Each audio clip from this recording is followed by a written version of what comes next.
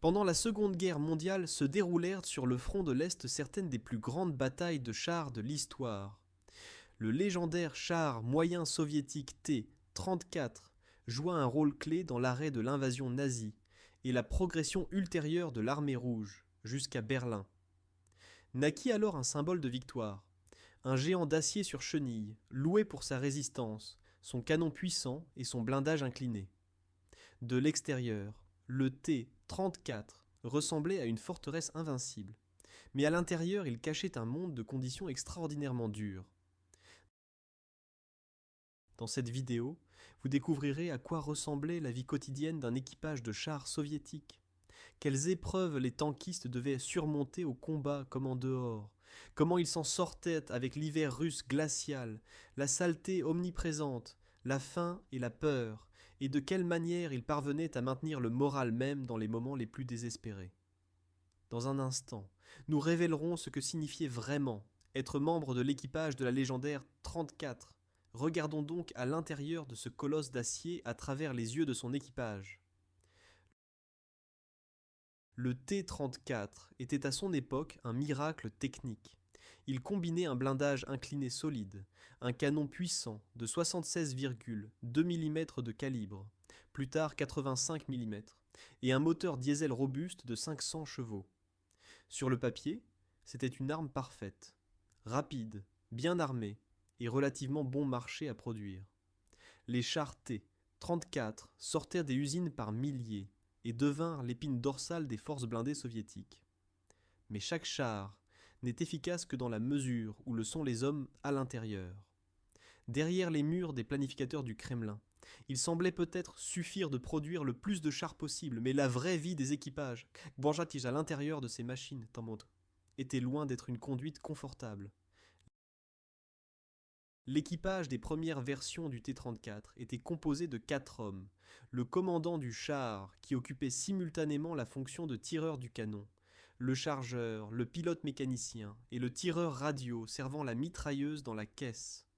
De cette énumération, il ressort déjà que l'effectif était économe et que certains membres de l'équipage devaient vite y maîtriser plusieurs fonctions à la fois. Par exemple, le commandant avait les mains pleines, littéralement.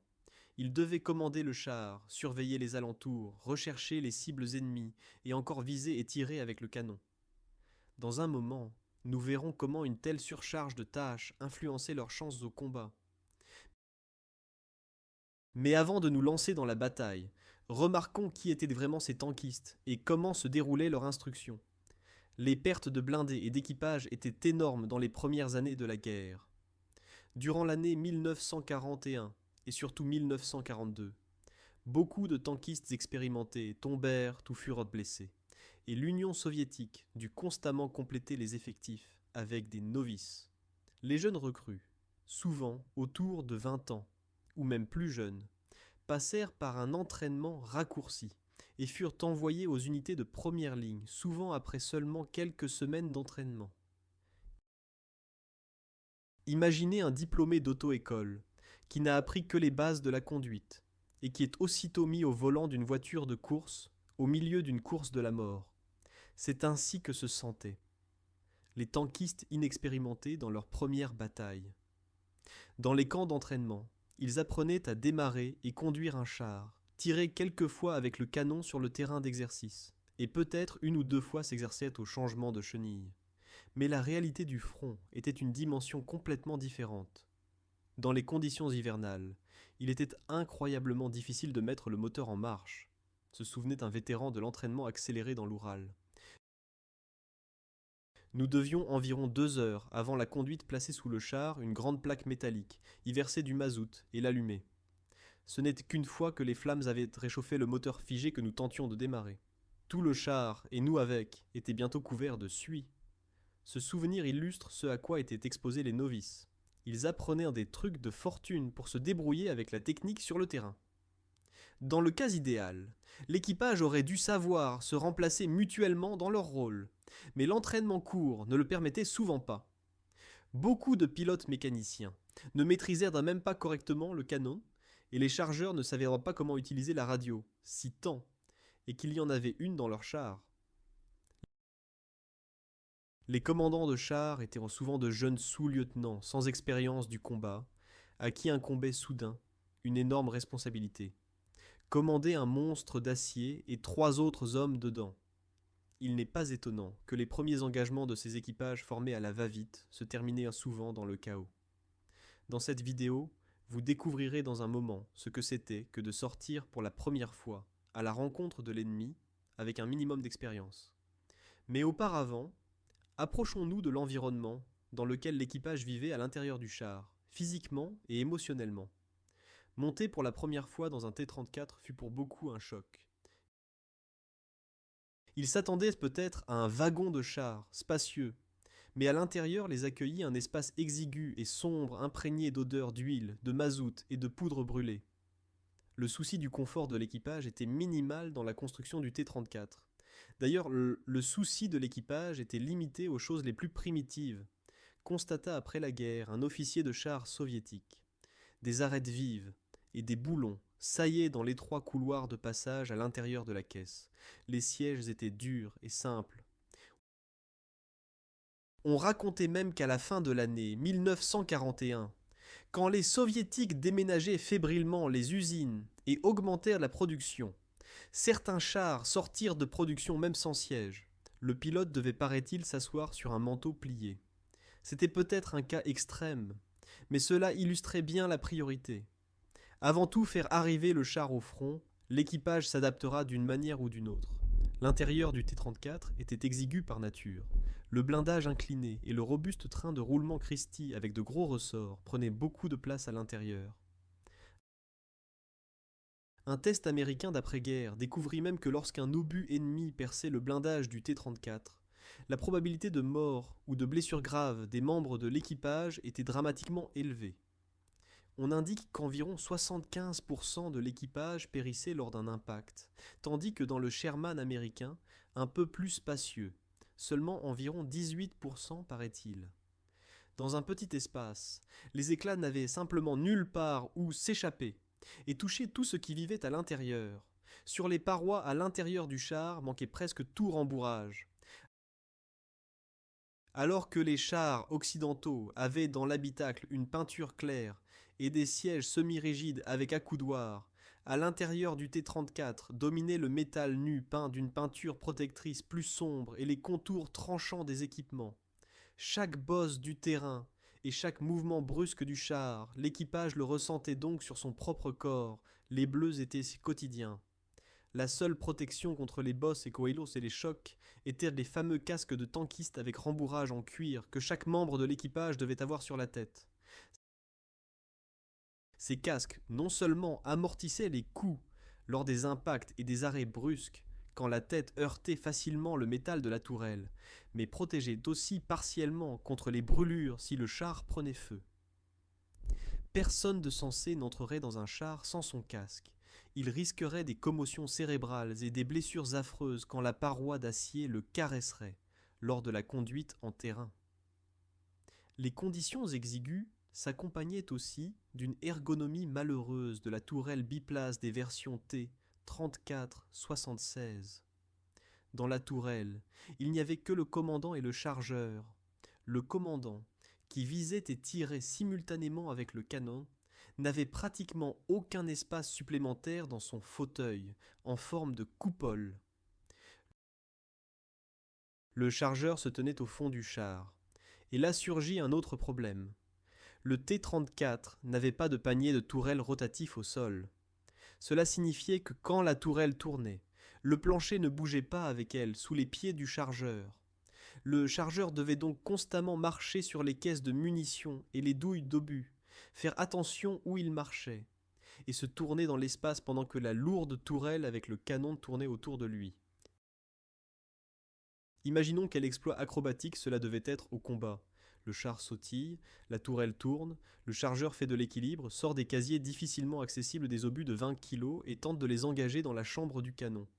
Et tout cela en quelques secondes, dans l'obscurité éclairée seulement par les éclairs des tirs et les étincelles. Il n'est pas étonnant qu'avec une telle charge, l'équipage biplace de la tourelle ne parvenait pas à atteindre la même cadence et précision que les équipages mieux organisés des chars allemands, où le commandant n'avait pas à servir directement l'arme. Une grande limitation était aussi la visibilité depuis le char. Jusqu'à la fin de l'année 1942, le T-34 n'avait pas de coupole de commandant avec périscope, comme le connaissaient par exemple les Allemands. Le commandant ne disposait que d'un épiscope rotatif avec champ de vision vers l'avant. La tactique soviétique ordonnait en plus de rouler au combat avec les écoutilles fermées. Le commandant restait donc généralement encapsulé, à l'intérieur du char, et ne pouvait pas regarder dehors avec sa tête, car son siège n'avait pas de position pour conduire la tête dehors. Contrairement aux chars allemands, où les commandants regardaient couramment depuis l'écoutille ouverte, si les éclats ne volaient pas justement. Le pilote avait à disposition une seule étroite fenêtre de vision dans son volet, par laquelle il ne voyait que directement devant le char. Et les autres membres de l'équipage? Ils devaient se fier aux petites fentes d'observation et épiscope. Vraiment, une expérience claustrophobe, comme si tout l'équipage était presque aveugle. Un vétéran nota avec exagération que le char était presque complètement aveugle et sourd, ce que les adversaires allemands découvrirent rapidement. Il existe des rapports que certains T-34 ne réagissaient même pas après plusieurs impacts, car leurs équipages ne remarquaient simplement pas d'où on tirait. Les tireurs allemands purent, paraît-il, tirer même 3 coups sur le même char soviétique avant qu'il ne commence seulement à répondre par le feu, tant la situation avec la visibilité et la coordination à l'intérieur des 34 était mauvaise. L'atmosphère dans le char fermé était complétée par le bruit et les extrêmes de température. Directement derrière une mince cloison à côté du pilote rugissait un moteur diesel à 12 cylindres. Son rugissement et ses vibrations étaient assourdissants, si bien que communiquer en criant était presque impossible. En pratique, quand l'intercommunication ne fonctionnait pas ou n'était pas disponible, ce qui arrivait souvent, la technique de liaison était défaillante. L'équipage devait inventer ses propres signaux. Le pilote sentait sur ses épaules les lourdes bottes du commandant. Une pression de la botte sur l'épaule gauche signifiait tourner à gauche, sur l'épaule droite à droite. Un coup de pied dans le casque s'arrêtait. Un tel piétinement était peut-être amusant sur le terrain d'exercice, mais dans un combat réel, c'était une question de vie ou de mort. Et puis, il y avait l'odeur omniprésente. À l'intérieur du char se mélangèrent les effluves d'huile, de mazout, de poudre brûlée des tirs et de sueur d'hommes effrayés. La ventilation était faible, lors de longs trajets ou de tirs prolongés. L'intérieur se remplissait de gaz d'échappement et de fumée du canon. Souvent, les yeux des membres d'équipage larmoyaient, et la fumée irritante les forçait à tousser, surtout s'ils devaient tirer de l'intérieur, avec les écoutilles fermées. En hiver, il faisait au contraire un froid glacial à l'intérieur quand le moteur ne tournait pas. En été, le blindage chauffé transformait le char en un four étouffant. L'équipage du T-34 souffrait donc en toute saison, soit du froid, soit de la chaleur, et toujours bruyamment, aveuglément, et dans l'étreinte serrée du métal. Dans un moment, nous révélerons comment ces hommes se débrouillaient avec la situation de combat dans un environnement si inhospitalier. Mais avant que ne gronde la bataille, voyons ce qu'impliquait la routine quotidienne de l'équipage en dehors du combat direct. L'image romantique de tankistes se reposant au chaud à l'intérieur de leur char entre les batailles est à des lieues de la réalité. Quand les moteurs et les armes se taisaient, l'équipage attendait un dur labeur. Le char avait besoin de soins constants, et les circonstances au front exigèrent des hommes d'autres sacrifices de force. Après un déplacement ou un combat, quand l'unité s'arrêtait, la journée des tankistes ne se terminait pas par un retrait au repos. Au contraire, souvent ne faisait que commencer le carrousel des obligations. Immédiatement après le combat, l'équipage devait compléter le carburant et les munitions, si c'était tant soit peu possible. Cela signifiait sortir les restes de douilles tirées, fourrer dans les entrailles du char de nouveaux obus pesant plus de 9 kg pièce, amener ou porter les carburants depuis les fûts, ou la citerne amenée, et faire le plein de mazout dans les réservoirs. Le T-34 avait des réservoirs aussi à l'intérieur de l'espace de combat, si bien que la manipulation du carburant était délicate et dangereuse. Le mazout renversé puait et glissait sur le plancher, et chacun se rendait bien compte qu'un habitacle arrosé de carburant pourrait fatalement brûler en cas d'impact. Mais on ne pouvait faire autrement. Le char devait être prêt à repartir. À côté de cela, il fallait vérifier l'état technique de la machine, contrôler le moteur et la transmission, resserrer les chenilles desserrées, examiner les roues de roulement et les ressorts, nettoyer les armes. Tout l'équipage se transformait en mécanicien. Les commandants de chars n'hésitaient généralement pas à s'impliquer, même si parfois on racontait que le commandant se dispensait de certaines tâches les plus sales, comme récurer le canon avec une brosse ou laver les obus graisseux. Mais généralement, tous travaillaient ensemble, sinon ils n'y seraient pas arrivés. Quand il fallait creuser un abri pour le char ou une tranchée sous lui, toute la équipe se saisissait des pelles. Les pelleteuses et les unités du génie n'étaient pas toujours à portée, si bien que les tankistes creusaient eux-mêmes les fosses dans lesquelles ils cachaient leurs machines des observateurs ennemis ou des bombardements. Si le temps le permettait, ils creusaient aussi une zemlianka de fortune, un trou dans la terre, où ils pouvaient la passer la nuit. En hiver, le char était souvent en plus entouré de neige ou camouflé avec des branches. En été, l'équipage le couvrait de filets, d'herbes et de branchettes. Quand la situation le permettait, le char était littéralement un foyer pour l'équipage, mais avec un confort très minimal. L'entretien du T-34 était exigeant aussi, parce que la fiabilité surtout des premières séries de production n'était pas fameuse. Les données soviétiques officielles de l'année 1942 indiquent que la durée de vie moyenne du moteur de char T-34 n'était que d'environ 100 heures de fonctionnement avant d'exiger une révision générale. Les transmissions avaient des défauts de conception. Jusqu'en 1943, elles n'étaient qu'à 4 vitesses et n'avaient pas de synchronisation, si bien que passer les vitesses exigeait une force énorme. Les pilotes s'aidaient souvent littéralement d'un marteau, avec lequel ils frappaient le levier de vitesse pour engager une vitesse. Hors route, le char à cause de la transmission faible roulait pratiquement seulement en première et deuxième vitesse. Essayer de passer la troisième sur un chemin de campagne chaotique exigeait un effort surhumain et risquait de gripper les engrenages. Un tel forçage menait à de fréquentes pannes, les transmissions se cassaient, les moteurs surchauffèrent à cause de l'encrassement des filtres par la poussière, et les premières versions de chenilles avaient tendance à casser. Pour l'équipage, cela signifiait une chose, toujours quelque chose à réparer. Chaque fois que le char s'arrêtait, et n'était pas justement en danger, se mettait en marche un petit atelier de campagne. On resserrait les boulons, on complétait le liquide de refroidissement dans les radiateurs troués, on changeait les maillons de chenilles desserrés. Et bien sûr, le char devait être nettoyé quotidiennement de la boue, de la neige, de la glace ou de la poussière, car un véhicule encrassé trahirait au pire moment. C'est épuisant de se l'imaginer seulement. De jeunes hommes, après un combat de plusieurs heures, souvent affamés et mal dormis, sortent du char et les attend encore une équipe de plusieurs heures d'entretien et de sécurisation de la technique. Et pourtant c'était une nécessité. Ils savaient que s'ils négligeaient quoi que ce soit, la prochaine fois, la machine pourrait les décevoir au milieu du combat, ce qui pourrait être mortel pour eux.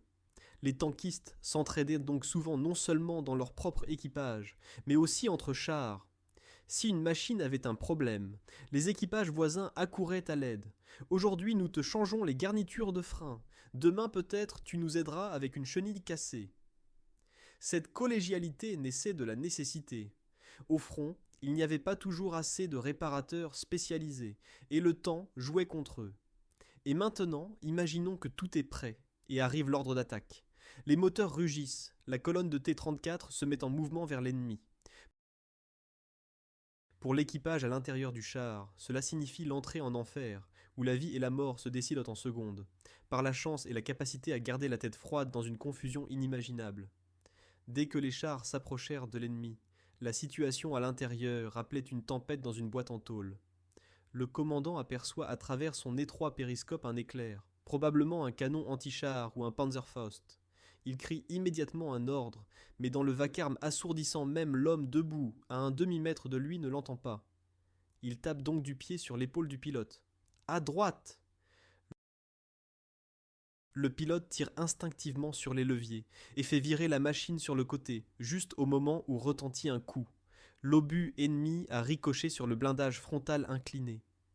La tourelle tremble, À l'intérieur des parois s'envole une gerbe de fins fragments métalliques. Ce sont des morceaux d'acier qui se détachent du côté intérieur du blindage, l'effet dit de fragmentation, qui sifflent alentour comme des lames de rasoir. Le chargeur pousse un cri. Un fragment lui a entaillé la manche et s'est enfoncé dans l'avant-bras. Il ignore la douleur. L'adrénaline fonctionne. Il engage rapidement dans la chambre du canon un autre obus. Le commandant a entre-temps l'ennemi en ligne de mire. Enfin, il suppose où il est, car il ne voit que des contours fugaces à travers le viseur embué.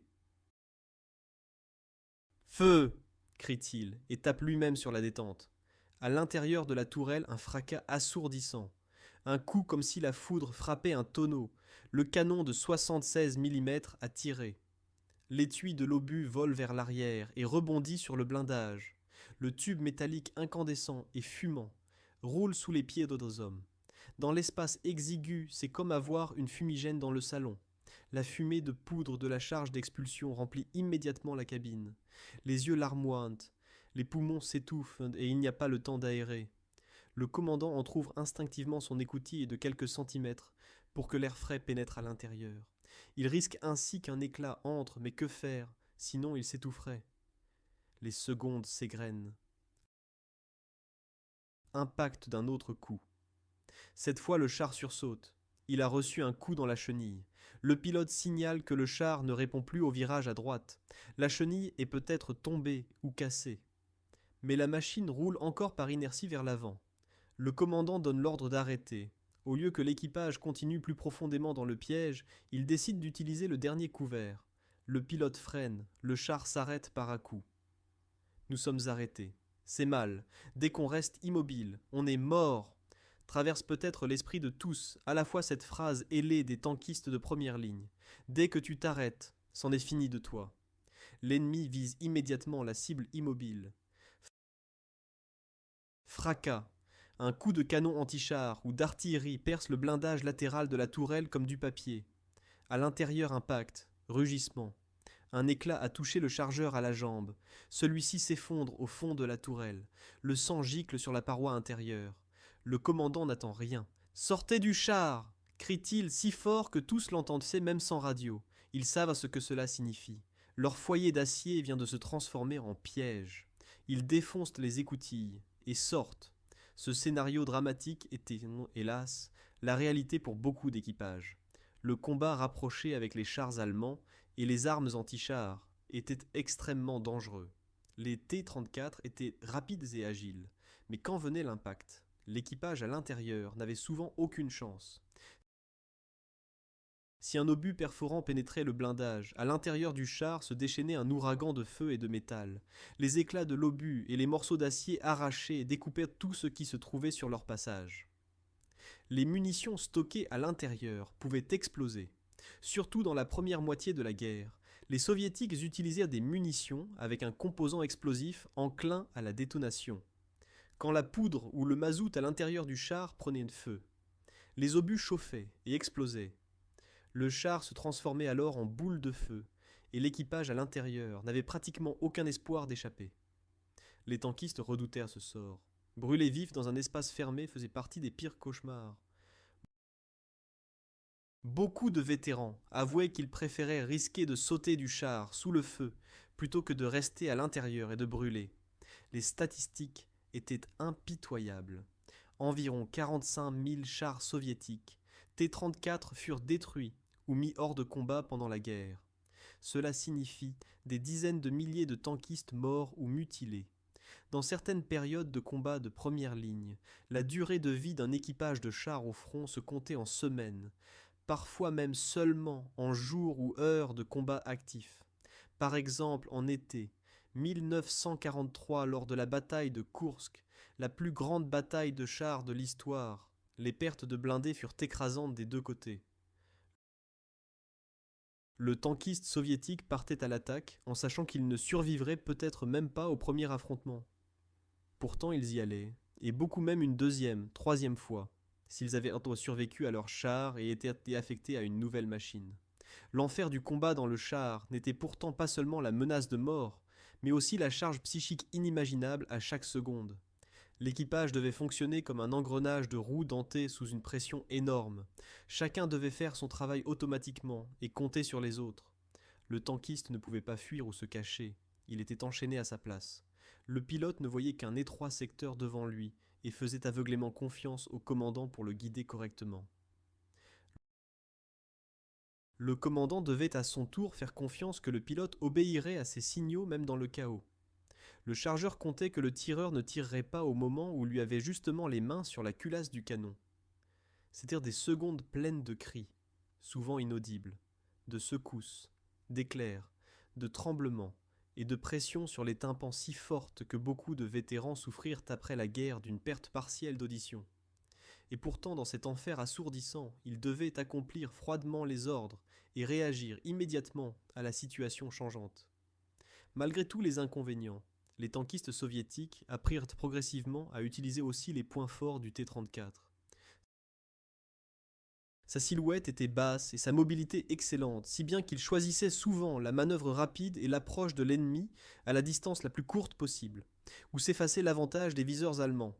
Parfois, ils utilisaient même la tactique de l'éperonnage. Quand les munitions manquaient ou que le canon faisait défaut, certains équipages se résolvaient à l'acte désespéré de foncer à pleine vitesse dans le char ennemi pour le mettre hors de combat par collision.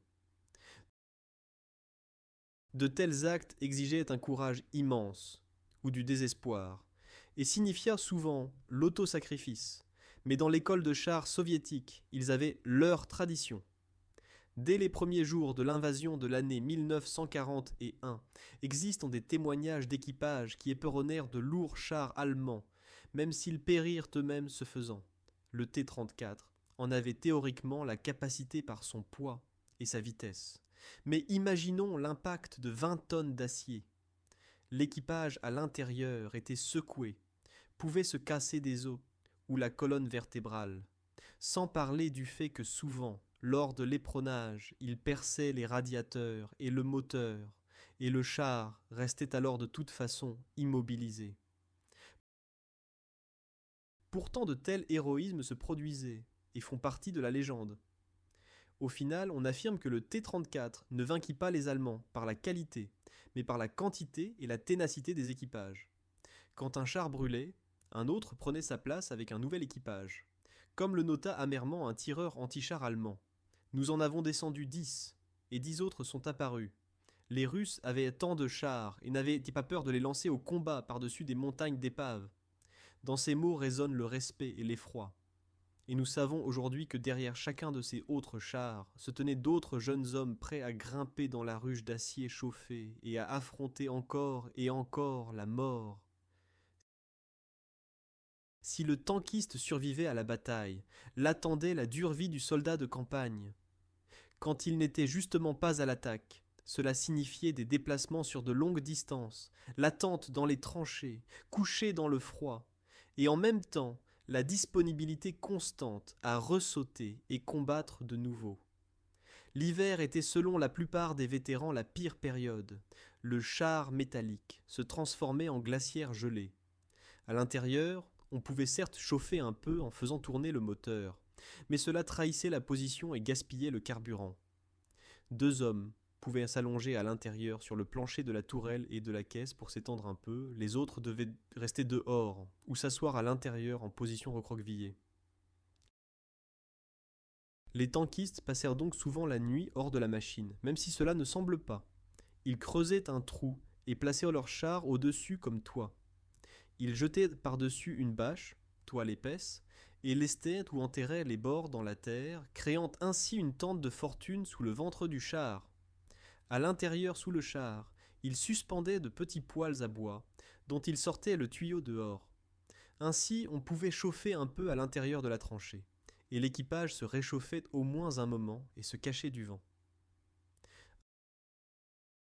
Un commandant expérimenté se vantait qu'en toute la guerre, il n'avait pas dormi sous le toit d'une maison une seule nuit, toujours dehors sous le char.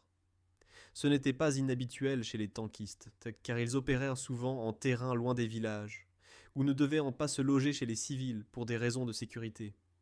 La bâche était pour l'équipage un équipement absolument indispensable. Tous les vétérans s'accordaient à dire que sans morceaux de bâche, ils n'auraient pas survécu au champ.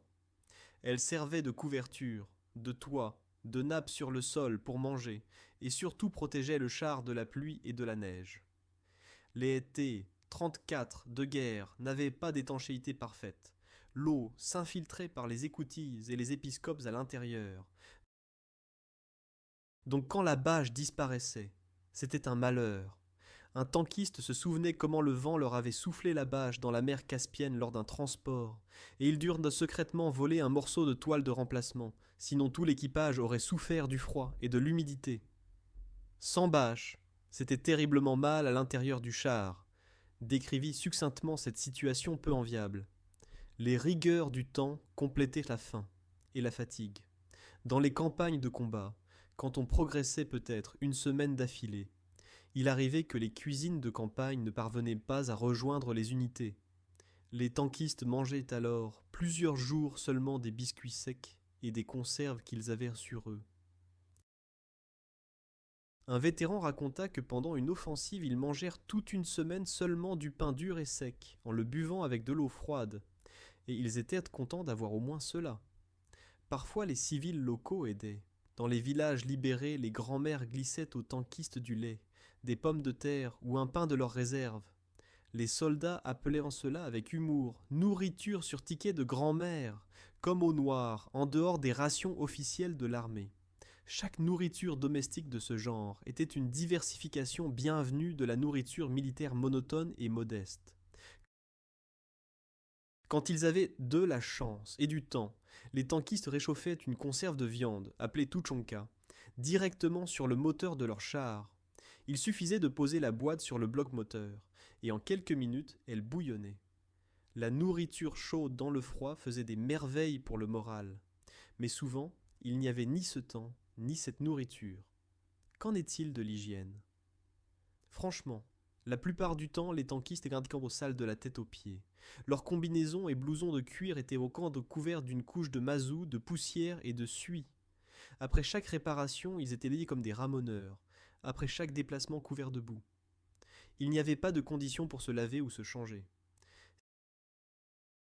Si surgissait la rare possibilité d'une pause derrière le front, les soldats utilisaient les bains de campagne et recevaient du linge propre. Mais parfois, des semaines entières, ils ne voyaient ni savon ni eau chaude. À cela était lié le grand ennemi des soldats, les poux. Ces parasites tourmentaient l'infanterie dans les tranchées et n'épargnaient pas non plus les tankistes.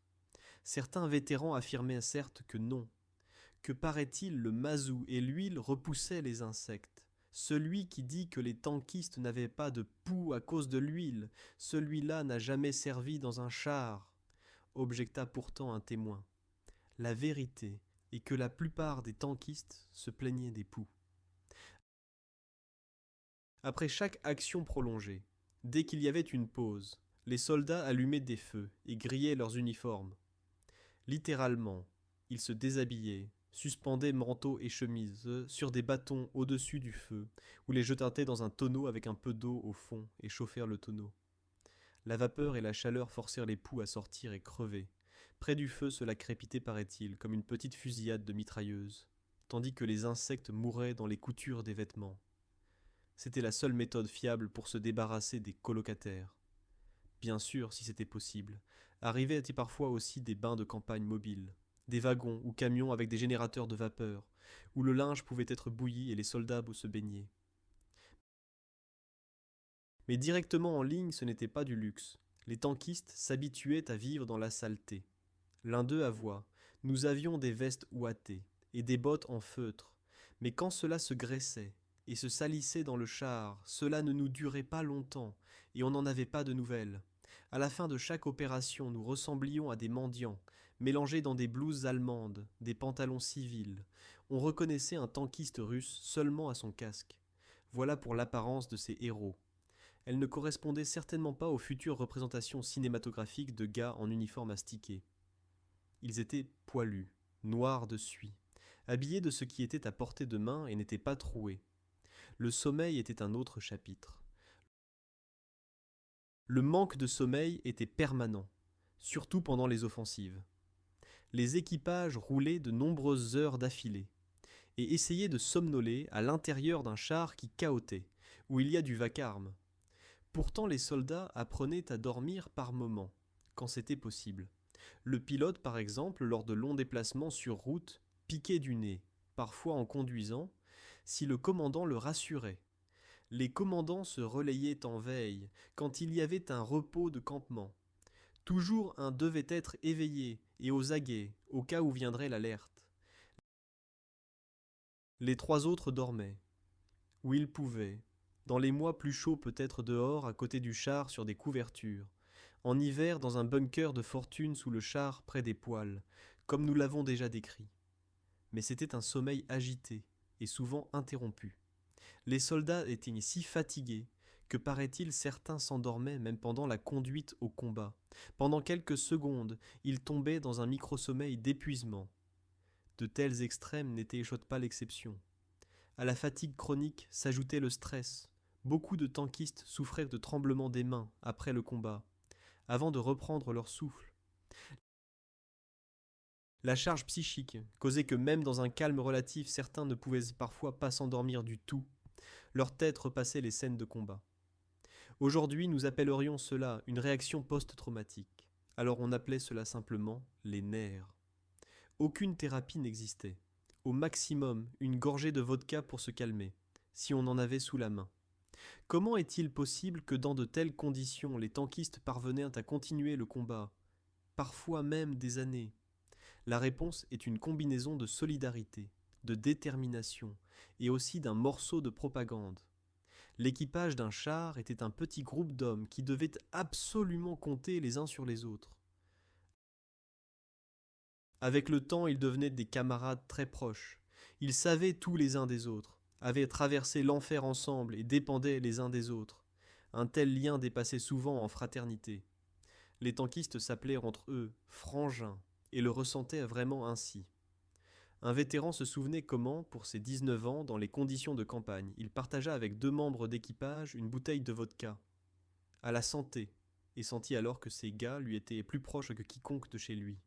Ils mélangèrent ensemble la cruauté de la guerre et les petites joies, et cela les unit pour toujours. La solidarité de l'équipage était parfois une question de survie. Ils savaient que la panique de l'un pouvait tous les tuer. Donc ils se soutenaient psychiquement, mutuellement. Quand l'un devenait nerveux, les autres le calmaient immédiatement. Calme, on va s'en sortir, tiens bon. L'humour officieux et le sarcasme étaient un remède contre la peur. Les tankistes plaisantèrent sur des choses dont un civil se serait évanoui. Par exemple, ils donnaient des surnoms à leurs chars, parfois cyniques. Un T-34 cabossé, ils l'appelèrent crématorium, après avoir vu à l'intérieur l'équipage carbonisé d'une autre machine. L'humour morbide les aidait à faire face à la situation. Aussi divers rituels et superstitions avaient leur place. Certains, avant l'action, tapotèrent leur canon pour porter bonheur. D'autres portaient un talisman de chance, peut-être une icône, des photos de proches ou un insigne allemand trouvé. N'importe quoi à quoi ils attribuaient un pouvoir protecteur. Les inscriptions célèbres sur les chars comme Za Rodinu pour la patrie ou Za Staline pour Staline remplissaient aussi un but de soutien psychologique. L'équipage avait le sentiment de se battre pour quelque chose de plus grand et se donnait ainsi du courage. La propagande et le patriotisme avaient une influence non négligeable. Dans chaque char était monté depuis le milieu de la guerre un poste radio, si bien que l'équipage pouvait écouter les nouvelles et les émissions. Les tankistes suivaient attentivement les bulletins sur la progression des fronts. Quotidiennement, le politruc, officier politique, les informait de la situation sur les autres secteurs et leur lisait par exemple les articles enflammés d'Ilya Ehrenburg qui appelaient à la haine contre les occupants et au courage. Beaucoup de tankistes se souvenaient que justement ces moments, quand ils entendaient parler des victoires à Stalingrad ou lisaient des lettres de chez eux, leur remontaient le moral. Ils réalisaient que leur sacrifice avait un sens et que tout le pays comptait sur eux. Ils étaient jeunes et influencés par la propagande, mais avaient aussi éprouvé sur leur propre peau les cruautés des nazis, si bien qu'ils avaient la motivation. Tous ne combattaient pas par amour ardent du régime. Beaucoup voulaient simplement survivre et rentrer chez eux, mais ils savaient que la seule route vers la maison passait par la victoire. Un élément important était aussi la fierté de leurs machines et de leur unité. Bien que le T-34 tourmentait les équipages par l'inconfort, beaucoup de tankistes ne le lâchaient pas. Ils savaient qu'ils avaient entre les mains un char qui, par ses paramètres techniques, rattrapait au moins partiellement la supériorité de l'ennemi du début de la guerre. En l'année 1941 à 42, on disait qu'un T-34 valait plusieurs chars légers plus anciens, et les soviétiques le louaient dans les journaux comme le chevalier blindé de la victoire. Les équipages ressentaient ainsi un certain prestige. C'étaient des tankistes, troupes d'élite, qui avaient reçu en héritage la meilleure technique de son époque. Cette fierté les portait souvent, même quand ils étaient assis dans une tranchée boueuse et claquaient des dents de froid. Ils savaient que quand viendrait l'ordre, ils grimperaient sur leur machine et pourraient avec elle vaincre l'ennemi. Bien sûr, la réalité n'était pas que du patriotisme joyeux. Dans les équipages survenaient aussi des conflits, des effondrements nerveux et des tragédies. Quand tombait un membre de l'équipage, c'était pour les autres un grand coup, mais la guerre ne permettait pas un long deuil. Rapidement était complété un remplaçant, et on repartait. Certains commandants s'habituaient difficilement à devoir commander à des soldats plus âgés, ou à porter la responsabilité de la mort de leurs subordonnés. Pour la désobéissance aux ordres ou la lâcheté menacèrent de lourdes punitions, dans les cas extrêmes même la cour martiale et l'exécution. Un officier de char raconta comment le polytruck lui rappela que s'il abandonnait sans ordre son char endommagé, l'attendait le tribunal. L'ordre était soit sauver la machine, soit tomber en essayant. Une telle dureté faisait partie de la conduite soviétique de la guerre, ce qui bien sûr exerçait une pression encore plus grande sur les équipages. Il arrivait parfois que l'équipage préférait brûler dans le char plutôt que de fuir et faire face ensuite à l'accusation de lâcheté. Ce sont des cas extrêmes, mais il est bon de les mentionner pour compléter le tableau. Malgré l'exercice et la peur des punitions, la grande majorité des tankistes combattaient principalement par conviction personnelle. Ils savaient pourquoi ils se battaient. Il suffisait de regarder autour les villages détruits, les horreurs commises par les occupants. Leur colère et leur détermination étaient réelles. Et ainsi ils serrèrent les dents et supportèrent des conditions inimaginables avec la foi que chacun de leurs sacrifices contribuerait à la défaite de l'ennemi. Les histoires de certains équipages de chars devinrent légendaires.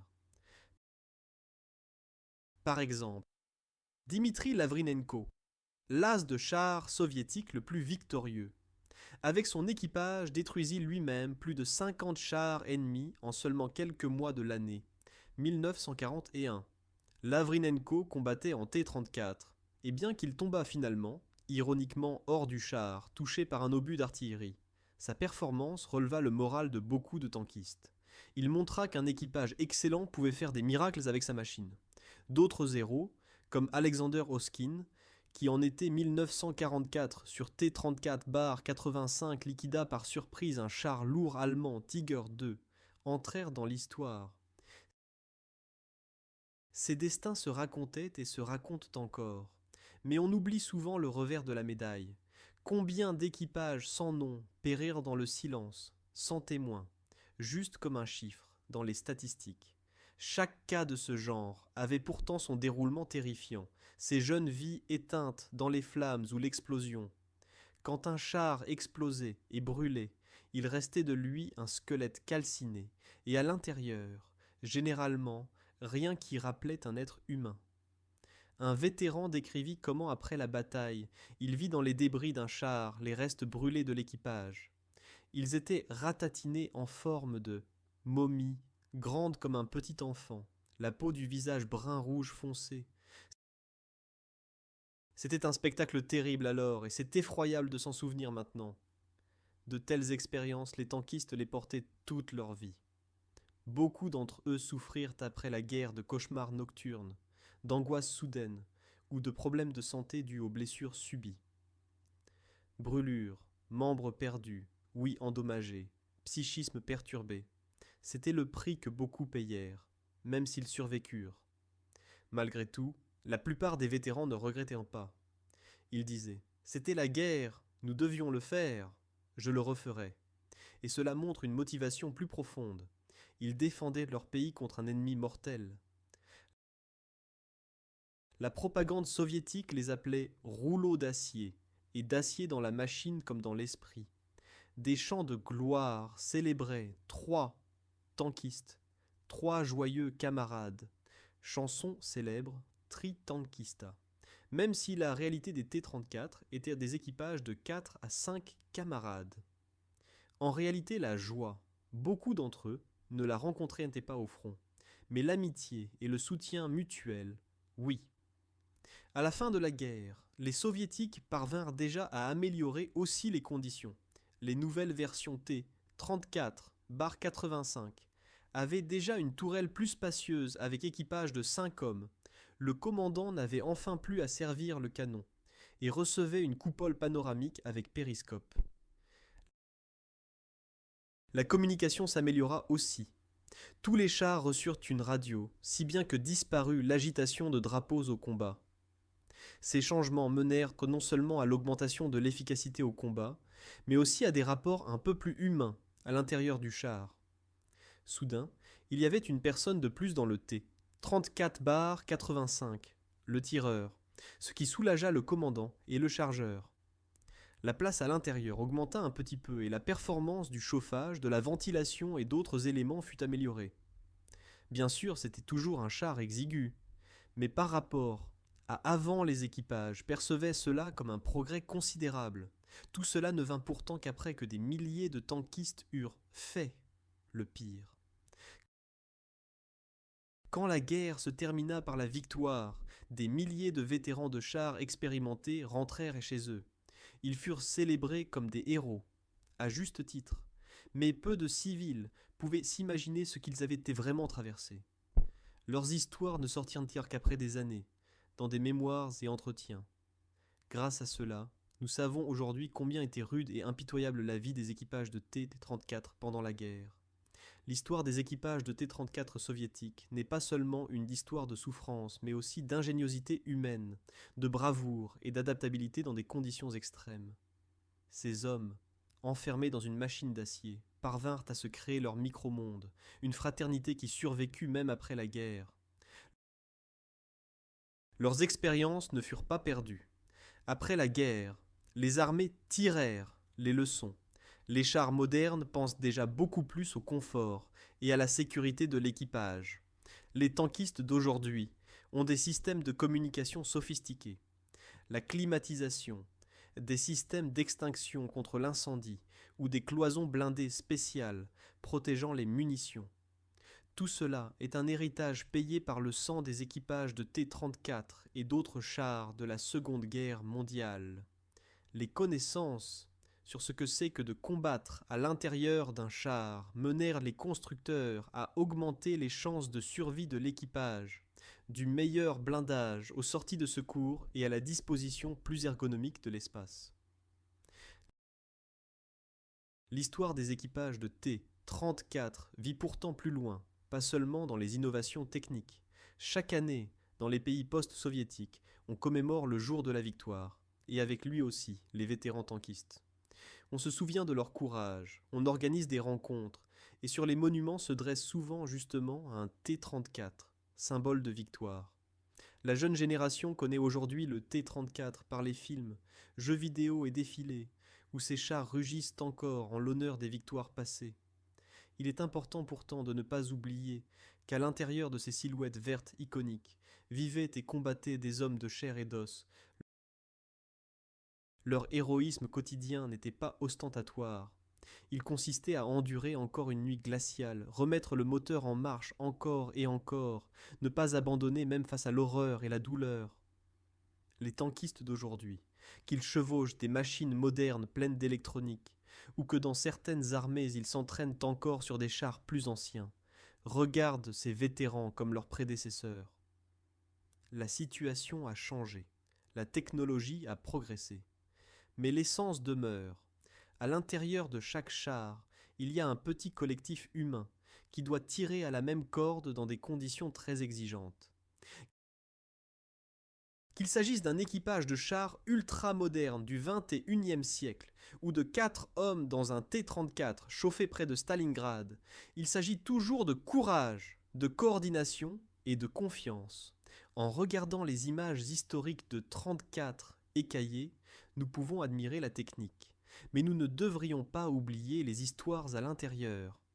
Derrière les victoires célèbres de l'armée rouge se tenait l'énorme sacrifice de ses équipages. Leur vie était vraiment rude. Chaque heure dans la guerre était rachetée par la sueur, le sang et souvent les vies.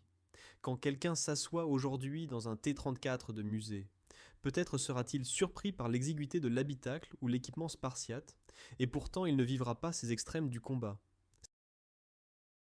Cette confrontation avec l'histoire nous rappelle quel bout de chemin nous avons parcouru.